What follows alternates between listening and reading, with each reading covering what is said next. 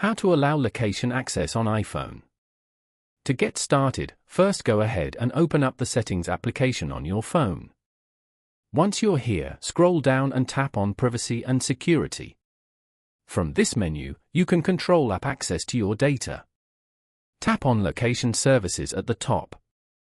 This page lists all installed apps and shows their current location permissions, such as never or while using. Scroll through the list to find the app you wish to modify. For example, Chrome browser. You are now on the Location Settings page for Chrome. Under Allow Location Access, you can set its new permission. Select the While Using the App option. This ensures the app can only access your location when it is actively open. Additionally, you can enable or disable precise location for more accurate GPS tracking. Following these steps, you can easily allow location access on an iPhone.